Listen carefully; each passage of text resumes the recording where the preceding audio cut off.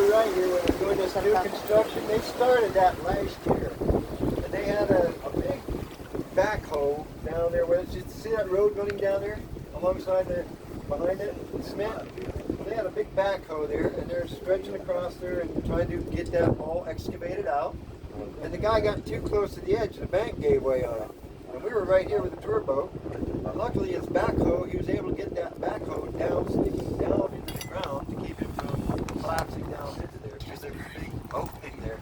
And we were sitting right here. He was okay, thank goodness. But if I'd have had some toilet paper, I'd have thrown it to him.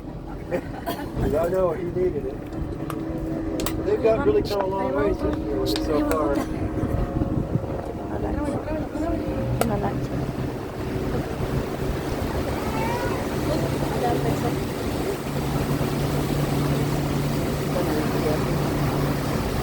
They had another problem with it also. They were pouring the cement from the cement truck to get back down there. They had a big flute, is that what you call it, a flute, for the cement to run down in it for the basement. Well, it broke halfway down, so that cement just kind of gobbled up in the basement into a big ball. So I don't know how they got it out, but they did.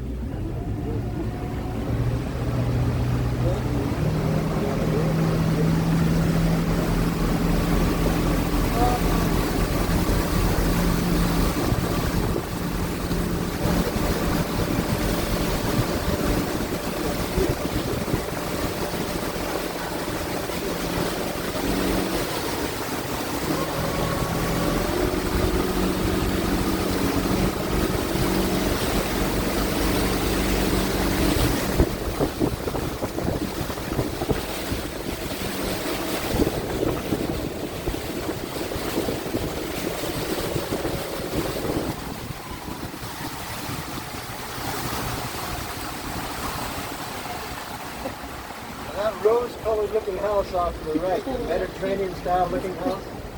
When they built that, you know, they designed it as a Mediterranean-style looking house, so they wanted to get some sand to look like Mediterranean sand, so they actually trucked their sand in from the Gulf Coast of Florida.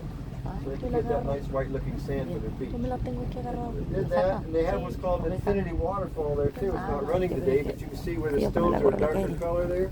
That's where their water runs over during the summer when someone's running that out. There's a swimming pool behind there, so when they're swimming in that swimming pool and they have a waterfall running, that's why they call it an infinity waterfall, because they get the reflection back at them. It looks like you have an infinity pool, never ending there. Why they did that, I have no idea. I guess just because they could. Well, that's a rental house now, and it rents out during the summer. I think 15 people. It rents out for about $7,000 to $10,000 a week, is what I heard. And last year I did have 13 people on my boat who were actually renting it for the week. They all kind of just opposed mine together, big family, and they rented it out. We're back in that no-wake zone right now, so we're going to idle down through here. But if you look off the bow of the boat, straight up at about 12:30 on the clock face, halfway up that mountain, you can see Chimney Rock up there. See the flag flying on top of it. Where that shadow is on the mountain? Water. See it up there now? No, it took several thousand tons of dynamite to blast out that elevator shaft. That was just a solid granite monolith at one time. They blasted out that elevator shaft and a walkway back to the elevator. And of course they put that elevator in there in the 1930s.